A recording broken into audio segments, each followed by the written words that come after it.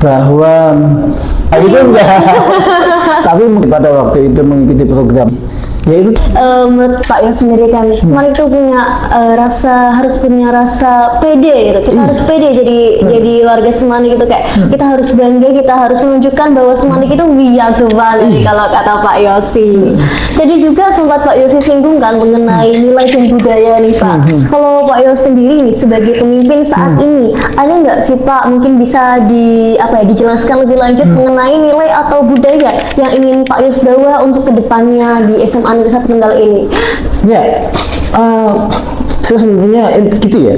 Sebenarnya perubahan yang paling baik itu nggak kemudian sesuatu yang originally gitu ya. Wah ini nggak, sebelumnya nggak ada sama sekali, kemudian ini temuan Pak Yos. Nggak kayak gitu ya. Karena kebetulan basic Pak Yos kan kimia ya. Iya. Hampir semua penemu itu pasti mendasarkan temuannya kepada temuan sebelumnya. Nggak ada yang original temuan dia sendiri. Ya. Maka sehubungan dengan itu, yang pertama penghargaan Pak Yos kepada sesepuh Pak Yos. Kalau masuk ke ruang kepala sekolah, itu di situ ada Pak Cip, ada Pak Bari, ada Pak Mintono, ada omnya Pak Yosi, Pak Tommy. Kemudian sampai kepada begini, mereka memberikan warna yang kuat, mereka memberikan warna yang luar biasa kepada SMA 1 Kendal ini ya. Nah kemudian yang mau dibawa apa kan gitu, gampangannya wes kabeh wis ono gitu. Nah sekarang masalahnya PR apa yang ada, basisnya masalah kan gitu. Kalau kita berbasis pada masalah, nah kemudian kita ada pengukuran kok terhadap masalah apa yang ada di sekolah ini. Bahkan itu setiap tahun ada yang namanya rapot pendidikan gitu ya.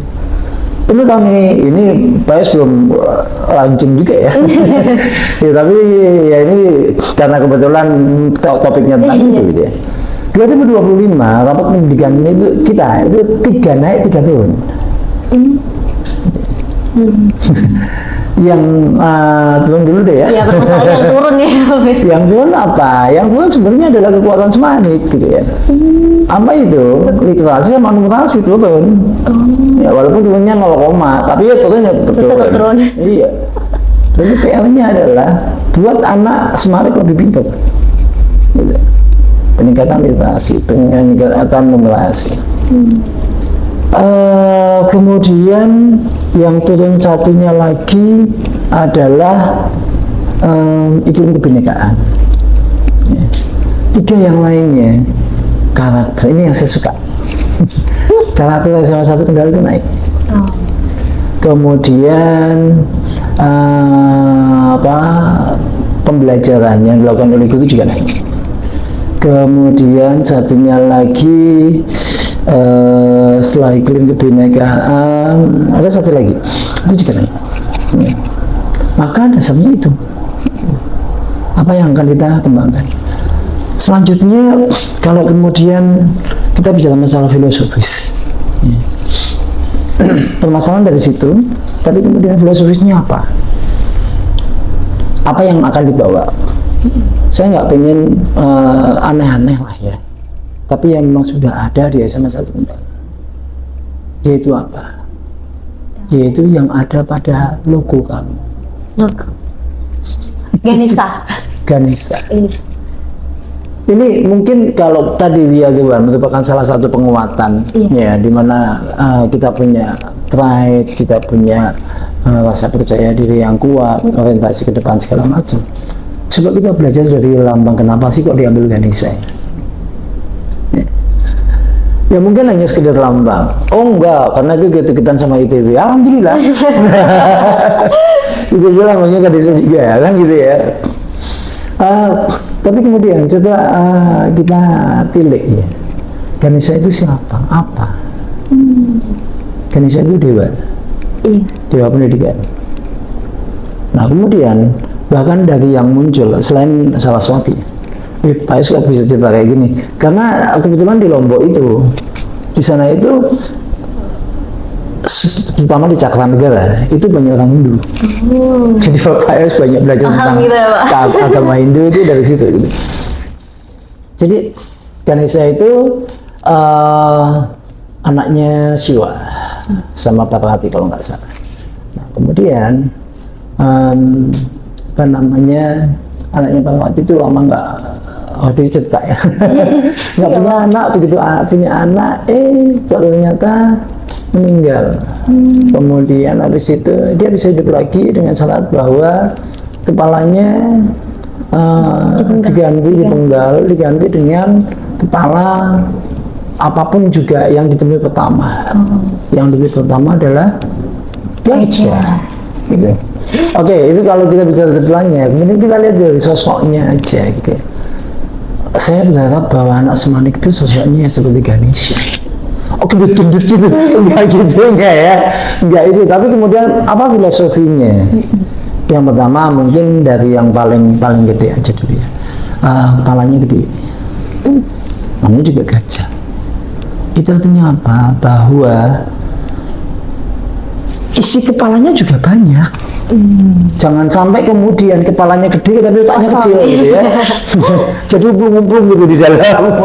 Kalau itu namanya orang sombong kayak gitu, kepalanya gede tapi nggak ada isinya. Ganesha nggak kayak gitu, karena dia memang semua ini masuk gitu ya. Maka dilambangkan, bukankah kalau kita bicara tentang wayang itu sebenarnya bukan wajah aslinya, bukan sosok aslinya, tapi filosofi yang apa yang ada di dalamnya gitu. Maka kalau kita lihat satria-satria yang ada di Mahabharata itu kurus-kurus kan? Iya. Iya. Sebenarnya itu filosofis yang ada. Gajah Ganesha itu matanya nggak belok, tapi matanya sipit. Mata sipit, itu matanya sipit.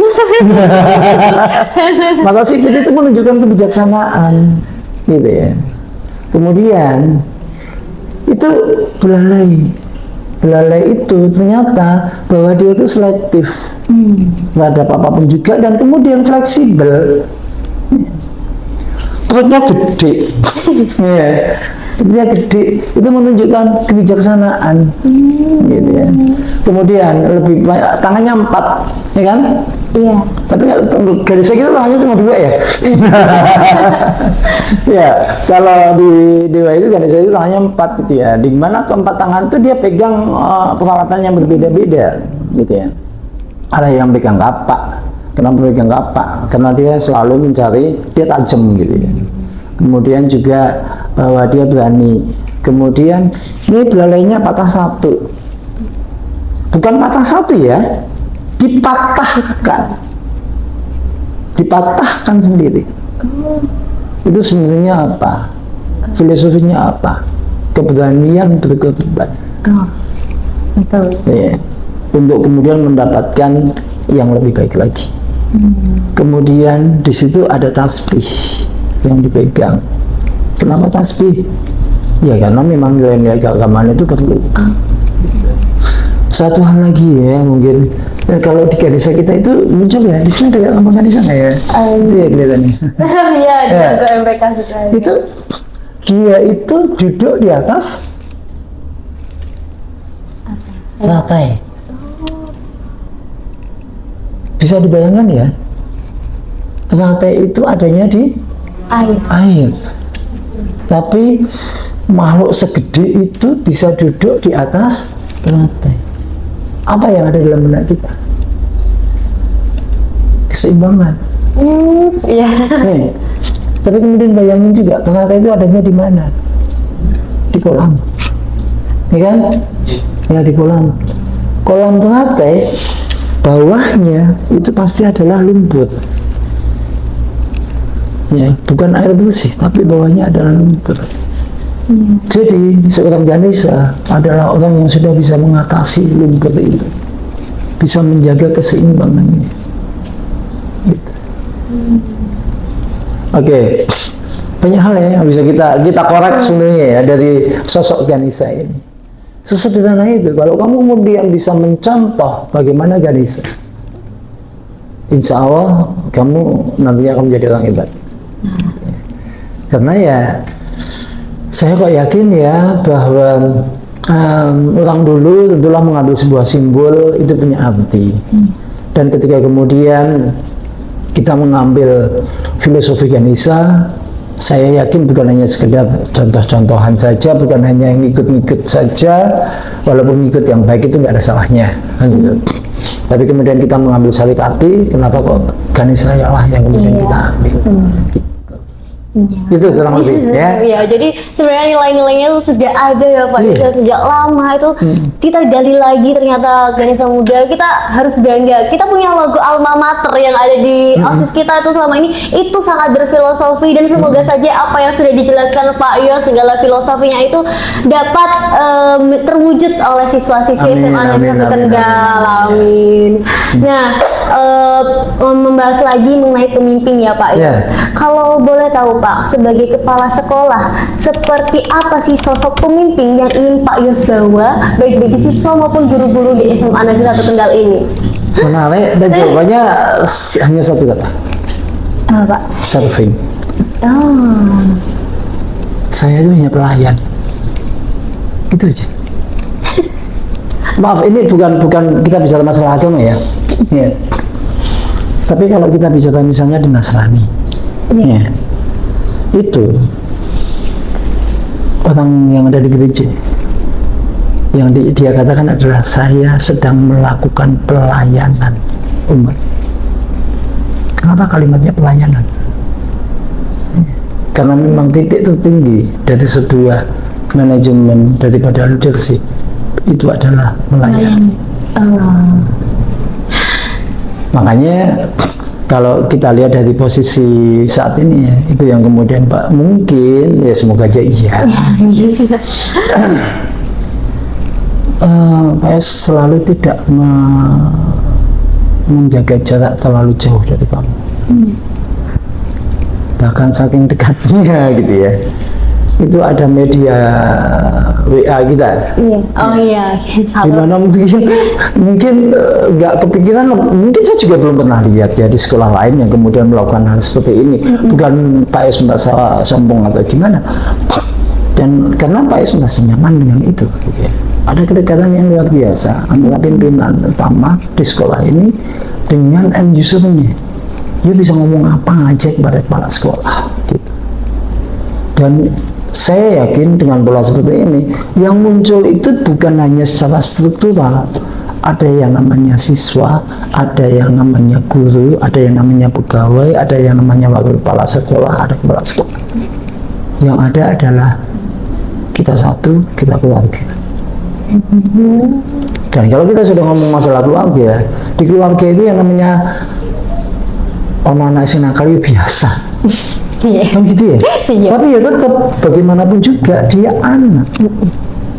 Ada orang tua barangkali yang kemudian salah dalam langkah. Iya, ya nggak apa-apa. Namanya juga keluarga. Gitu. Ada hati yang hadir. Gitu. Itu barangkali kalau kita bicara masalah kepemimpinan. Ya. Sesederhana bahwa Pak Yos hanya pengen melayani. Gitu. Masya Allah. Jadi berarti Pak Yos itu melayani kita semua, mendekatkan diri, kan sangat luar biasa. Harusnya kita bersyukur teman-teman semua memiliki pemimpin sosok hebat seperti Pak Yosi Rahmadi. Nah, kalau pemimpinnya sudah sekeren Pak Yosi ini, seluar biasa Pak Yosi, pasti tidak kalah hebat dong siswa-siswinya. Oh ya, terbukti.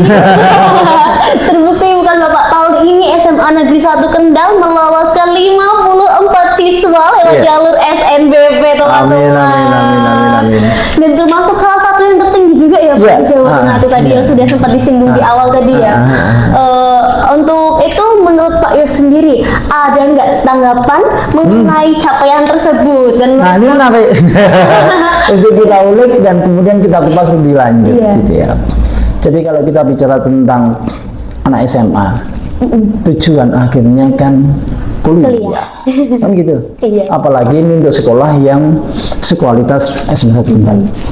Sekolah tertua di Kendal yang telah harus memberikan bukan hanya prosesnya baik, tetapi juga hasilnya juga baik.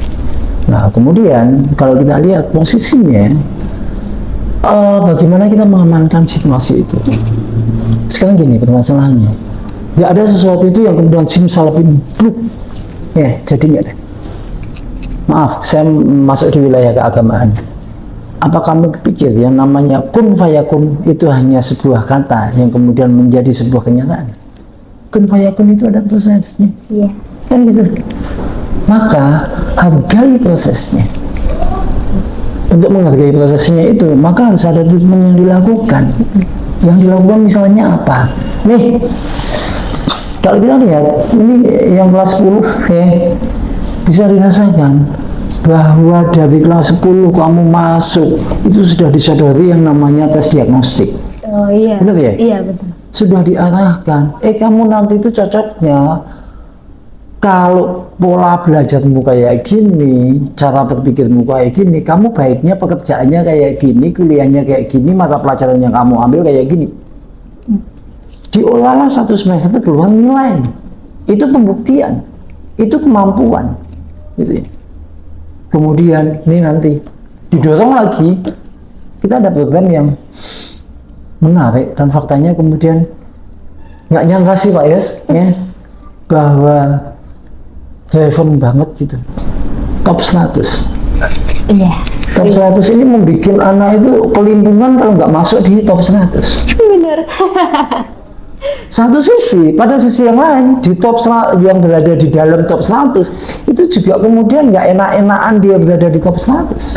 Khawatir ya Pak. Dia harus ada usaha supaya bertahan di top 100.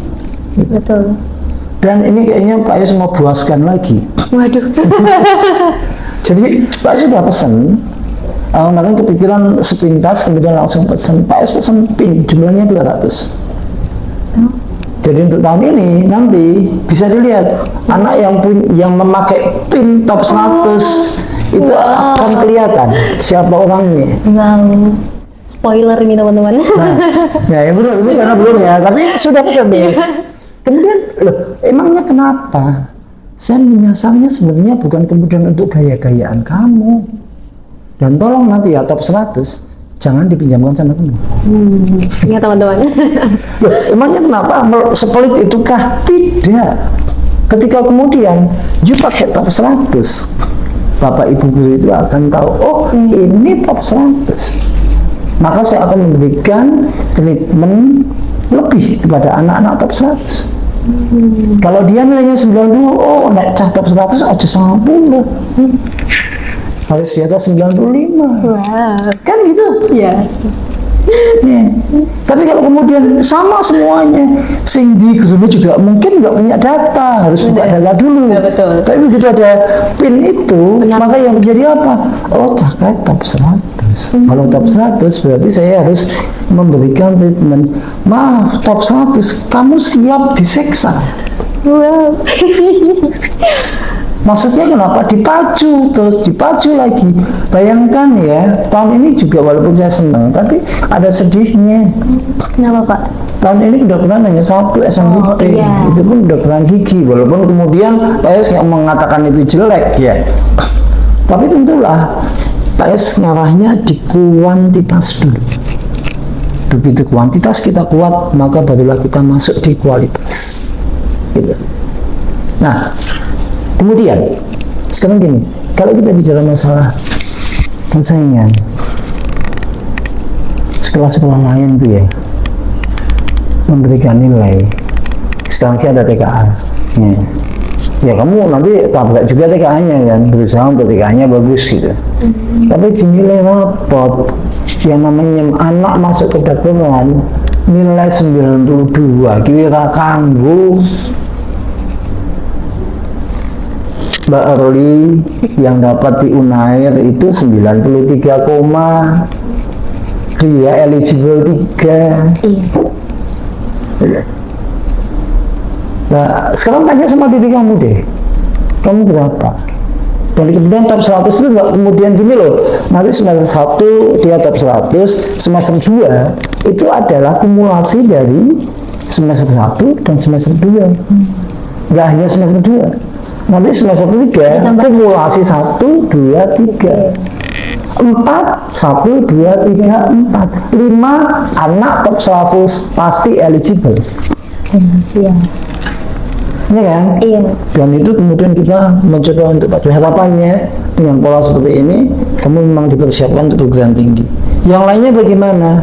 Ya memang bahwa orang itu bagaimana usahanya kan? Iya betul. Maka berusahalah untuk setiap jenjangnya untuk menjadi lebih baik. Kami pun terus berusaha terus untuk melayani, ya Bapak Ibu guru, melayani kamu untuk bukan hanya angka ya. Kalau hanya angka Pak Yesi nggak tertarik, tapi bagaimana kamu berkompetisi ya untuk menjadi lebih baik dan lebih baik lagi. Gitu. Salah satunya ini yang akan kita lakukan. Iya. Gitu. Iya. Kesan seperti suatu tantangan tapi itu Iya. yang memicu kita ya Pak. Semangat lagi, bagaimana gurunya bisa melayani, kamu juga harus bisa untuk meningkatkan potensi diri. Sebenarnya kalau kita bicara ya persaingan Iya. itu sebenarnya bukan sama orang lain, Sama rasa malas diri sendiri sih Pak. sama diri kita sendiri. Iya. Jadi ketika kita menjadi lebih baik, kalau di dalam agama kan kemarin Pak Asik juga sudah menyampaikan ya, bahwa ketika beruntung itu ketika kita menjadi lebih baik dari hari ke hari kan gitu. Sama juga hari ini tak 100 kemudian kok hilang, ya hati-hati, berarti kamu termasuk orang yang tidak beruntung kan gitu ya. Maka yang terjadi ya memang kamu harus berusaha menjadi lebih. Sudah berusaha kok belum masuk dalam wilayah itu. Pengukuran bukan hanya itu. Dan kemudian yang eligible itu nanti bukan 100 ya. Betul. Yang eligible itu 170. Gitu. Maka kenapa kok ngambilnya 100? Ya ini supaya ada gerakan saja. Supaya drivernya lebih kuat. Iya betul. Luar biasa program dari Pak Yosi ini tentunya yang gimana ya, menjadikan siswa-siswi tentunya alumni yang lulus juga hebat-hebat semua. Kalau kita sudah membicarakan ya Pak, baru saja banyak angkatan kemarin yang sudah lulus dan mendaftar ke perguruan tinggi. Sekarang kita membahas calon bibit-bibit baru. Oh, SNBP. Karena pastinya kan kalau ada yang pergi pasti ada yang masuk lagi. Nah, sebentar lagi kan SMA Negeri 1 Kendal ini akan kedatangan adik-adik baru kelas 10 ya Pak ya. Jika berbicara mengenai kelas 10, pastinya mereka itu kan gimana ya Pak? Seperti lembaran baru, lembaran kelas mereka baru mulai melangkah ke jenjang SMA ini. Menurut Pak Yosi sendiri, apakah ada karakter yang menurut Pak Yos itu membedakan ciri khas dari SMA Negeri 1 Kendal ini yang akan dibangun, dikenalkan dengan adik-adik nantinya? Ya, menarik. Ini SNBP, SPNB sedang jalan ya. Iya. Iya, hari ini hari terakhir untuk pendaftaran. Kemudian dinamikanya luar biasa. Anak Kendal, orang Kendal yang tahu tentang pendidikan pengennya tentu memasukkan anaknya di sekolah ini. Tapi kenyataannya kita hanya punya 11 kelas. Karena yang satu kelas sudah dipakai untuk KKO. Dan KKO itu sudah seleksi di awal. Diperebutkan sebegitu banyaknya orang. Nah, pasti yang terjadi apa? Seleksi. Nah, kemudian kalau kita bicara tentang SPMB ini, kita tahu bahwa ada 4 jalur ya. Dari mulai jalur domisili, kemudian jalur prestasi, kemudian mutasi, sama yang satunya afirmasi. Nah, dari posisi saat ini, tadi saya kayaknya sudah sampaikan. Memang kenyataannya bahwa untuk Kabupaten Kendal nilai tertingginya ada di SMA 1 Kendal. Kemudian juga nilai terendah dari jalur prestasi itu juga di SMA 1 Kendal. Gitu ya, SMA 1 Kendal paling tinggi. Amanlah 30% ini. Tapi kemudian yang menjadi masalah bagaimana kita dalam adik-adik nanti yang kelas 10 yang melalui jalur domisili, yang menggunakan jalur afirmasi atau mutasi, bagaimana kemampuannya. Karena memang kebijakan pemerintah sudah kayak gitu ya, tentulah harus kita ikuti. Alhamdulillahnya ini ya, apalagi yang kelas 10 tahun kemarin itu, bahwa karena afirmasi itu tidak masuk secara keseluruhan, maka dipindahkan kuotanya ke domisili. Tetapi kemudian menariknya lagi, domisili itu yang murni jarak itu hanya 30%.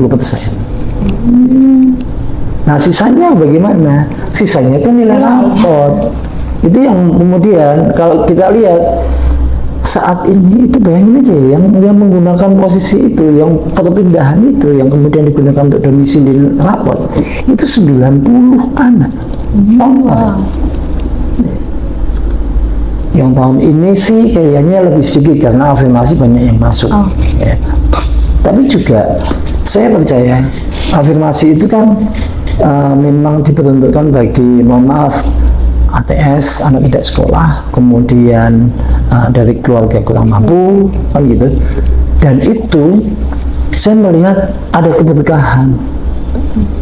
Jadi jangan menutup sebelah mata bagi anak-anak yang berasal dari keluarga kurang mampu.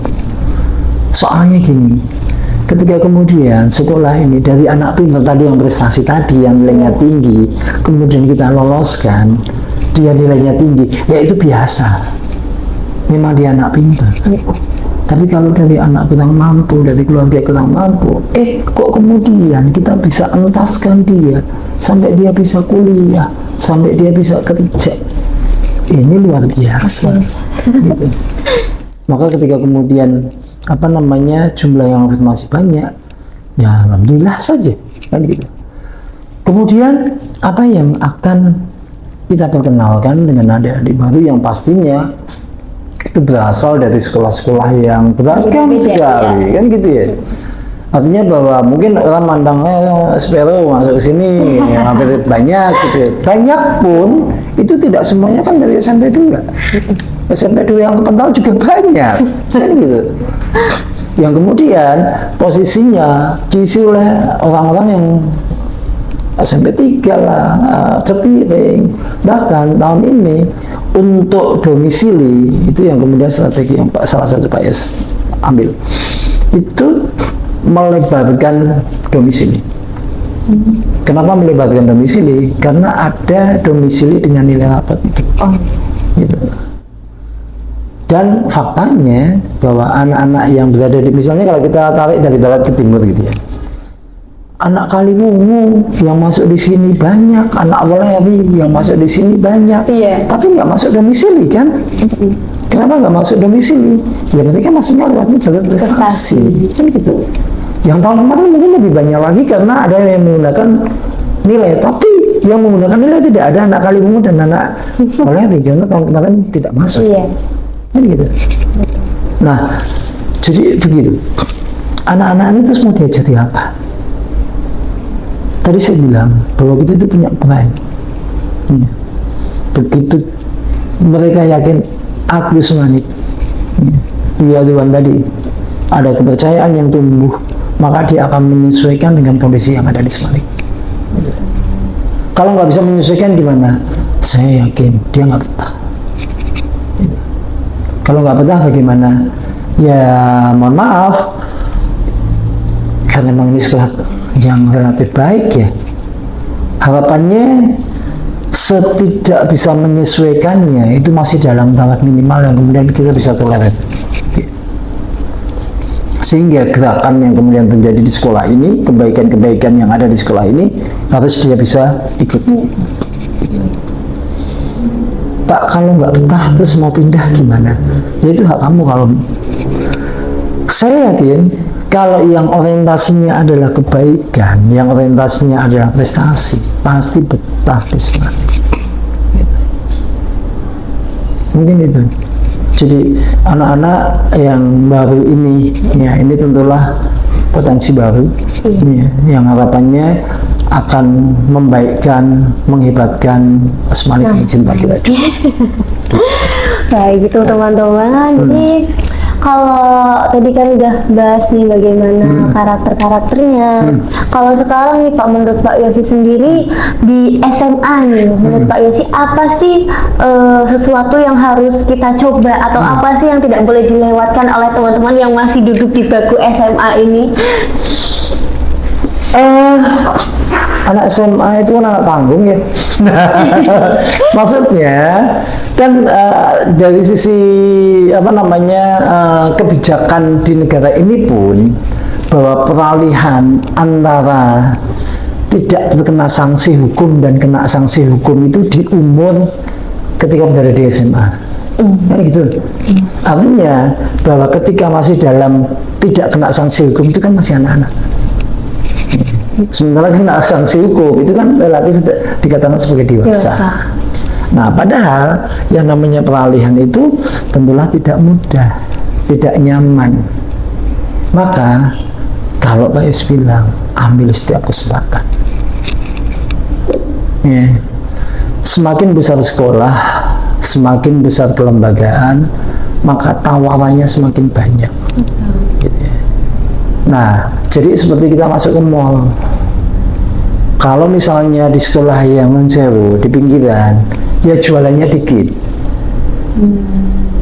Tapi kalau sekolahnya itu sekolah gede, maka apa yang kita inginkan di situ biasanya ada.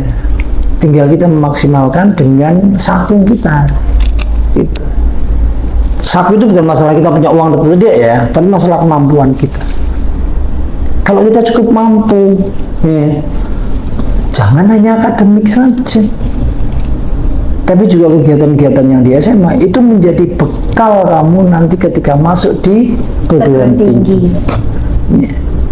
Saya yakin kamu yang berkecimpung di organisasi nanti di kampus juga kamu akan menjadi motoris.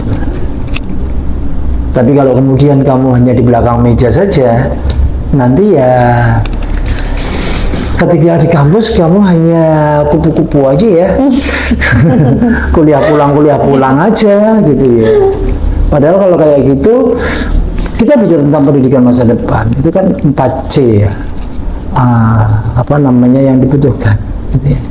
Kolaboratif, critical thinking, kemudian creativity, kemudian satunya lagi lupa saya. Jadi intinya bahwa komunikasi. Jadi bahwa tidak hanya masalah akademik saja yang akan membentuk kamu, tetapi juga non akademik itu juga akan membentuk kepribadian kamu. Apalagi kamu sudah menjelang dewasa. Nah, ini yang penting kamu ambil. Tapi sekali lagi fokus.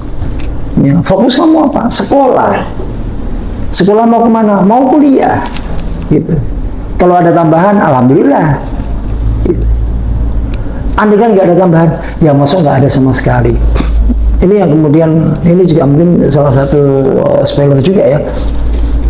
Ada keprihatinan Pak Yus ya, di Semanik ini efektivitas ekstrakurikuler. Ya. Ekstrakurikuler itu yang jumlahnya sebenarnya belasan, ya. Tapi yang aktif anaknya yaitu itu saja, anak basket ya itu, anak OSIS ya itu, anak PML ya itu. Hasil lihatnya doning di. Coba aja lihat ya, rapot teman-teman kamu. Ekstrakurikulernya ada berapa? Banyak kok yang kosong. Ya insya Allah lah, ini tahun depan ini saya akan mengkondisikan supaya tidak boleh ada anak yang tidak punya ekstrakurikuler. Mungkin kalau dulu masih oke lah, pramuka wajib ya. Sekarang kan nggak wajib. Ya. Wajibnya mungkin hanya sampai 1 semester saja, karena harus memenuhi apa namanya ketentuan pakaian seragam sekolah, kan gitu. Tapi setelah itu kan ya memang tidak ada kewajiban negara ini untuk menyatakan, bahkan di Undang-Undang Pramukaan mengatakan gerakan pramuka bersifat sukarela. Gitu. Bukan saya anti pramuka, saya orang pramuka dan saya juga punya apa namanya sertifikat sebagai pelatih pramuka. Gitu. Ya bismillah lah, semoga menjadi apa yang kurang kita perbaiki gitu ya. Iya, intinya kalau ngomong kesempatan itu, kalau ada kesempatan apapun ambil teman-teman. Kalau itu positif ya, tapi ya kita juga harus bisa memilah. Tapi tetap tadi fokus kita apa? Sekolah. Jadi ya harus imbang ya Pak Yus ya. Sebenarnya waktu itu emas, jadi gunakan sebaik-baiknya. Kita harus bisa mengkoordinir, kita harus manajemen waktu dengan baik. Nah ya. ini saya bukan itu. Ada sebuah pernyataan Mbak Es dan ternyata benar. Jangan serahkan tanggung jawab sama orang yang punya banyak waktu. Tapi serahkan tanggung jawab sama orang sibuk. Lah kok bisa? Nggak logis nih ya? Karena kalau orang sibuk itu dia pandai mengatur waktu. Sementara kalau orang nggak punya waktu banyak lenggangnya, maka dia terbiasa dengan tidak menghargai waktu. Maka orang sibuk, nah itu kalau tadi sempat di cerita awal Pak Is bilang tentang wong legan golek gawean. Kok gelem temen, wong legan golek momongan ya. Kok gelem temen, lawang itu bukan tugas dia, kok kemudian dia mau handle, kan gitu. Ya karena dia belum berkualitas. Caranya apa? Meningkatkan diri. Gitu. Beda kok kalau kita bicara dengan orang yang biasa-biasa saja, dengan orang yang berkualitas itu beda. Cara ngobrolnya beda. Yang dipikirkan ide. Bagaimana jika ya? Bagaimana jika ya? Soalnya nggak ada sesuatu itu yang baik menurut semua orang. Yang terpenting adalah bagaimana kita peduli terhadap semua keadaan yang ada. Gitu. Tapi pada sisi yang lain, kita itu nggak bisa merubah orang lain loh. Yang bisa dirubah siapa? Ya diri kita sendiri. Ya saya pernah baca sebuah buku anaknya Stephen Covey, 7 Habits for Effective Leader. Kemudian anaknya membuat 7 Habits for Teen. Baca deh ya, itu buku bagus banget. Jadi ada 7 langkah, 7 tahapan. Itu menarik sekali. Yang buku itu dimana dari setiap orang itu memang harus punya kemampuan untuk mengasah diri, untuk menjadi lebih baik. Nah di situ tuh dikatakan bahwa apa sih yang menyebabkan orang itu berkualitas dan tidak? Jawabannya satu, kebiasaan. Kalau kamu punya kebiasaan baik, ya jadi orang baik. Kalau kamu punya kebiasaan jelek, ya jadi orang jelek. Sebuah benda jatuh itu semakin ke bawah kecepatannya semakin tinggi. Dan itu diawali dari diam. Ketika dia mau bergerak, maka bergerak, semakin cepat. Manusia kayak gitu.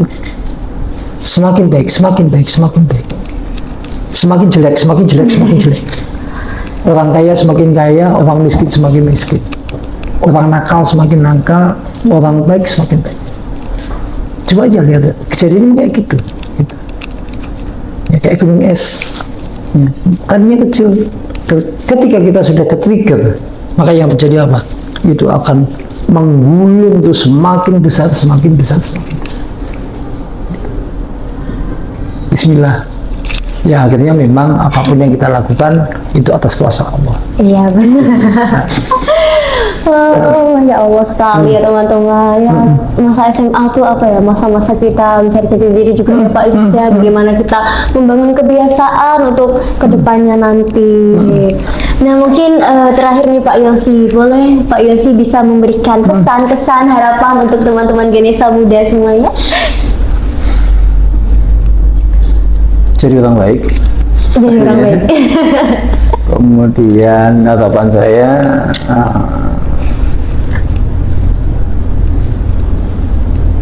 biar Tuhan itu menjadi nilai, nggak usah banyak-banyak, nggak usah panjang-panjang.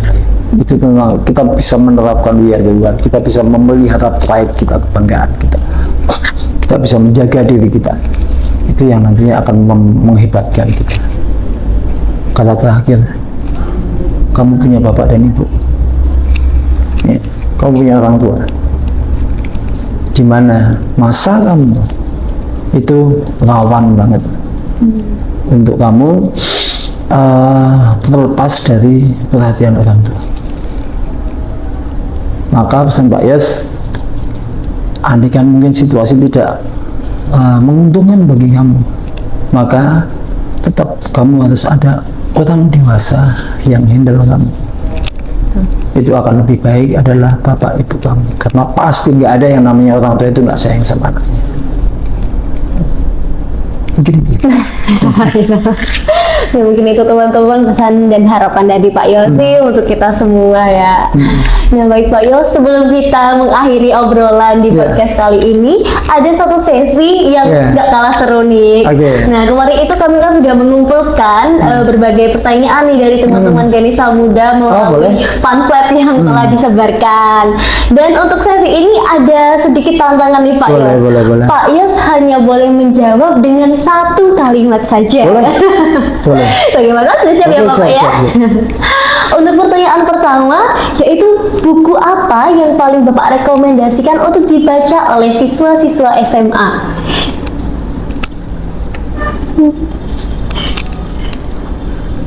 Saking banyaknya buku yang sudah Pak Yus. Atomic Habit. Oh, baik. Ya, Ya. Lanjut Pak. Boleh. Untuk pertanyaan kedua, hal pertama yang terlintas ketika Bapak mendengar kata SMA Negeri 1 Kendal?